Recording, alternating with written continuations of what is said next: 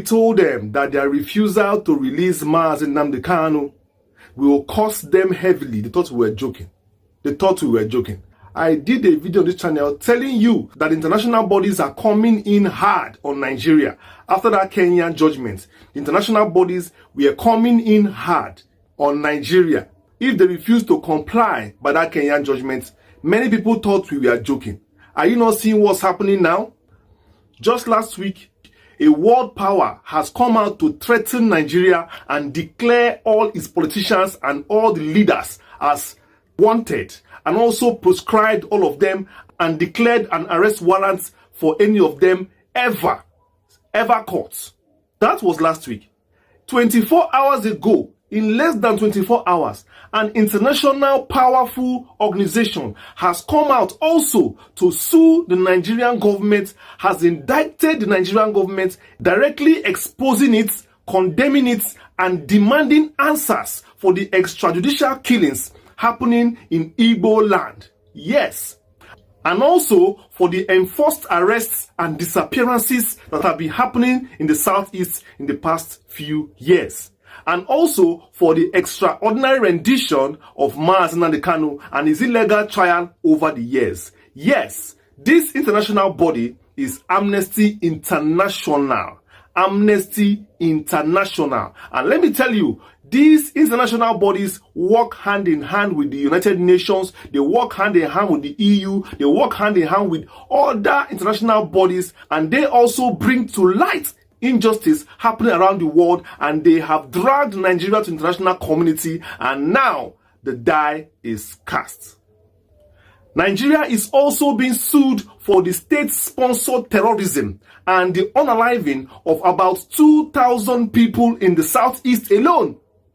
The period of the assessment is 3 years from 2021 to 2024, and coincidentally, these 3 years of terrorism, unaliving, and systematic injustice, extrajudicial killings that has been happening in the southeast, enabled by the federal government, coincides with the incarceration, the beginning of the incarceration of Mazi Nnamdi Kanu till this day. Now you are seeing the reason why Mazi Nnamdi Kanu was kidnapped in the first place, so that they could continue with their systematic killings, extrajudicial abductions, and enforced torture in the southeast. But now, international body has decided to say enough is enough, that their searchlight has been going on all this while, and Nigeria has been exposed in the international community, and Nigeria now is on its knees. Nigeria has been dragged to its knees. I'm talking to you right now. Everybody in Abuja is running helter-skelter. Everybody that partook in this injustice, be it Nnamdi Kanu's own, be it in the killings of Igbos in the southeast, from Buratai to Buhari to all of them to Malami, they are beginning to hide. And that is why they eased off Buhari. Since his death in 2017, they decided to ease him off now, because they know that this time has come. The time for Biafra freedom has come. The time for emancipation of Igbo, the time for referendum, the time for freedom has come. And that is why everybody is ready. But it is too late for them. It is too late for the enemies of Igbo. This is a disaster. A huge disaster. A humanitarian crisis. A genocide. Call it by its real name. Biafrans should never share a country with such people. I'm going to read you the report of Amnesty International as released, and I'm going to give you the details and the implications of this finding for you to understand what has been going on now. And after that, I'm still going to give you a breakdown on the implications and what this means. So this is going to be a very educative and very emancipative video. So whatever it is you're doing, I advise you to stop and focus on this video, or go ahead and finish it up. When you're through, you come back and watch this video, because you don't want to skip a bit. Let's go. This was released by Amnesty International itself. Amnesty International launched its latest report on the horrific security crisis in Southeast geopolitical zone that has claimed the lives of thousands and led to the enforced disappearances and displacements of hundreds of people in Igbo land.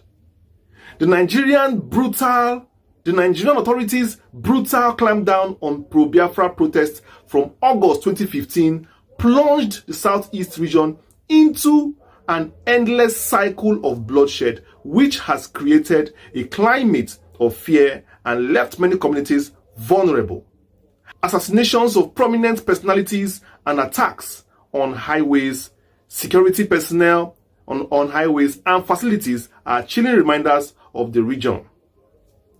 That perpetrators of human rights violations, no matter who they are, they must be brought to justice for fair trials. The report reveals how the state-backed Ebubago paramilitary force established by some Southeast governors on 11th April 2021 has been used as a tool to harass and intimidate opponents and critics of the state governments. It is also responsible for the arbitrary arrests and detention and torture and extrajudicial executions, enforced disappearances and destructions of homes. And they also demanded the release of Nnamdi Kanu while questioning why the government will keep him in incarceration after court judgments have been given to him in Nigeria and in Kenya. The Amnesty International hereby officially opened a case against Nigeria in the United Nations. Did you hear what I heard? Did you hear what I heard? And I've been saying this on this channel. I've been saying it here. The other day, Kenya, gave that judgment, and I told you that United Nations are also going to bring the big stick upon Nigeria if they don't go ahead and enforce the same judgment that Kenya has enforced in their country. I said it here. I said it here. Some people thought we are joking. What is happening now?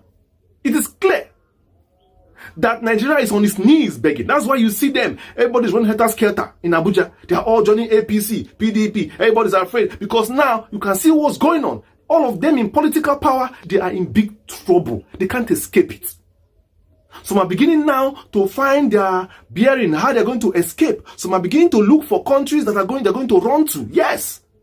As I'm talking to you now, some of them are making contact. That's why you see even Nigerian president himself is making friends with St. Lucia.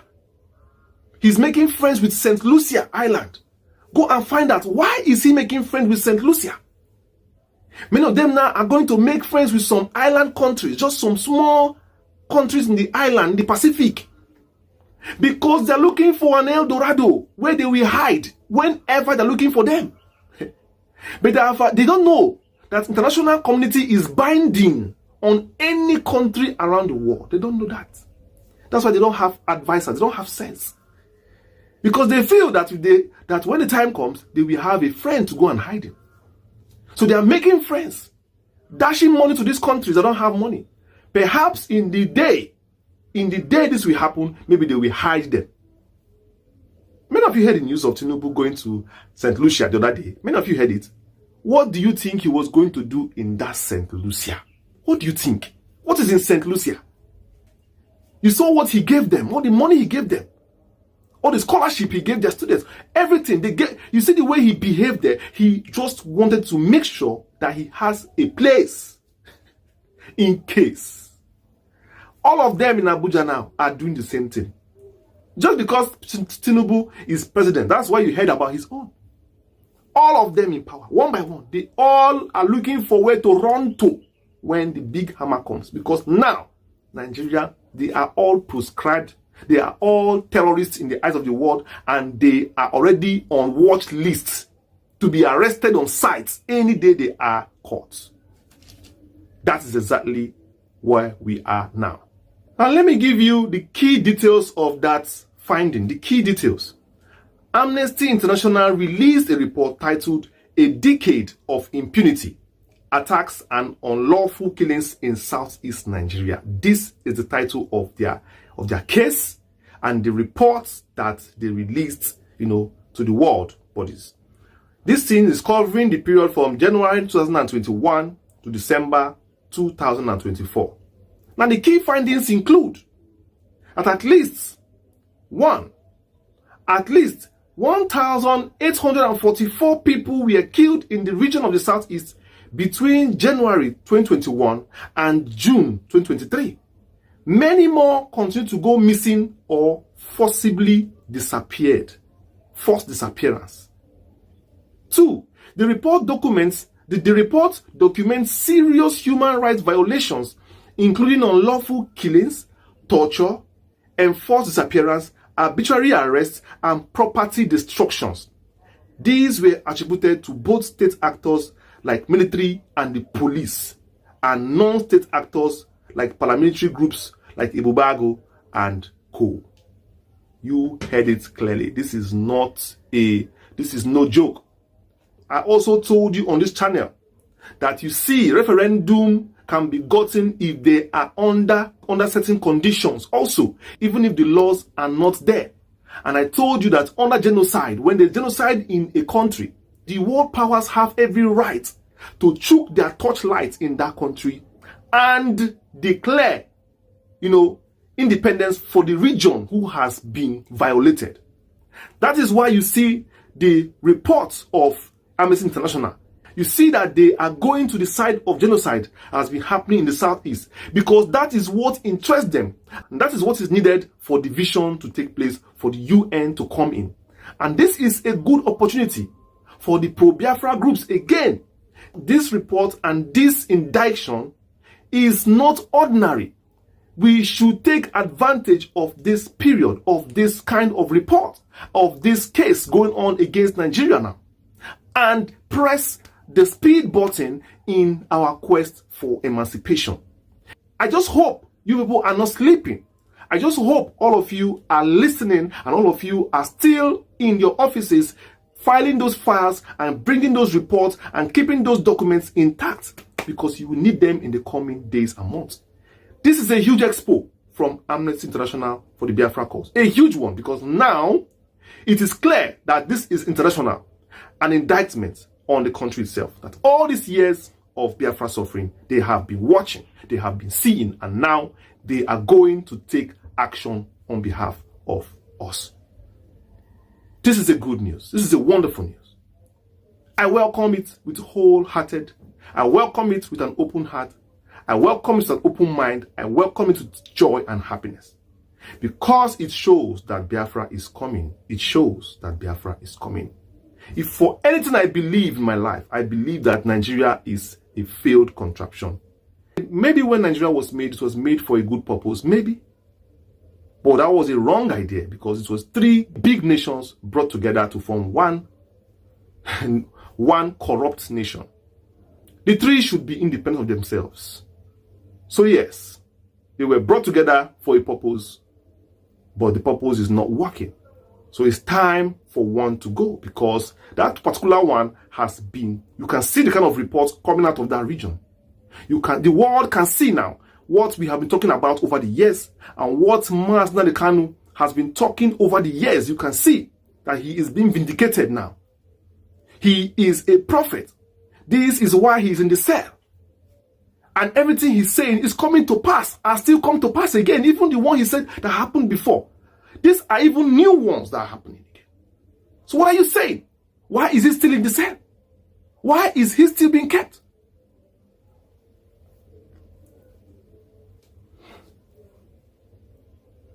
Amnesty International, God bless you for this wonderful one, for this huge step.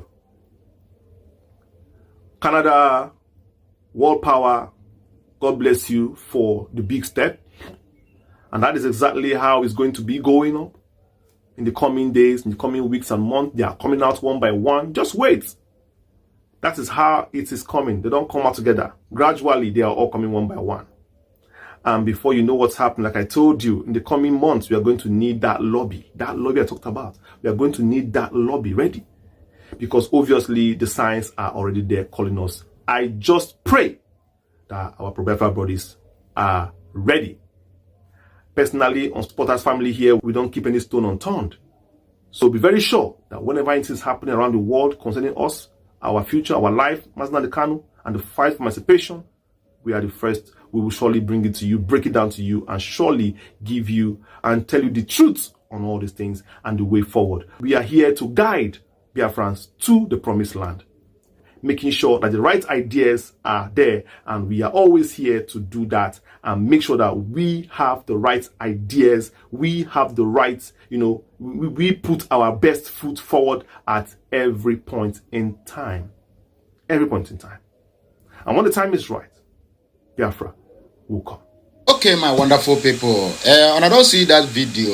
The video you just finished watching now from this, my brother from another mother, Gachinedu, where they bear the name Biafrans in Finland. That is his stage name and also his Facebook profile name.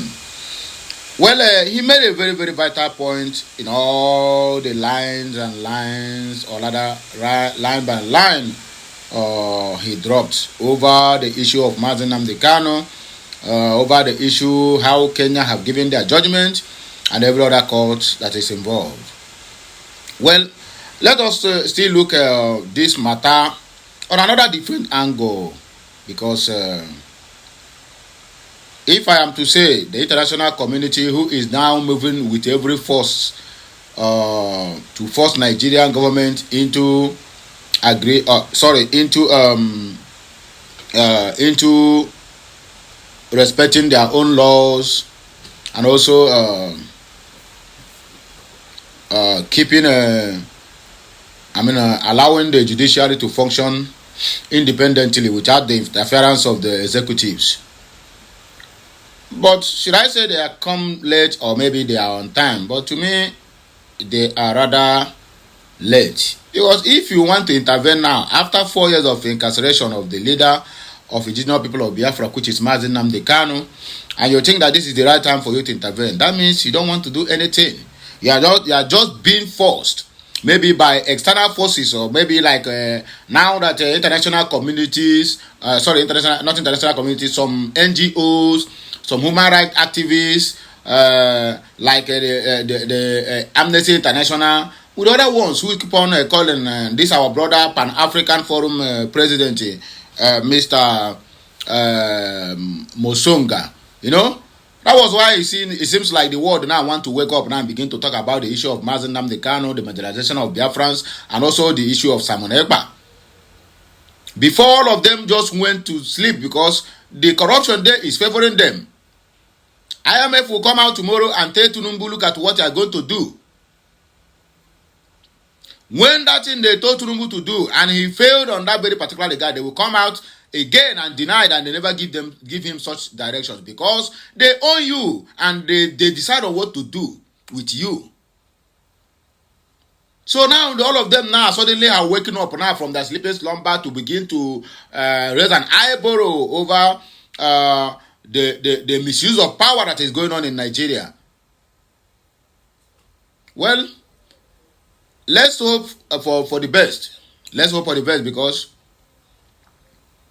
the system they are using now in the case of Nnamdi Kanu, if that system would have been used in the case of Sunday Igboho, nobody would have complained.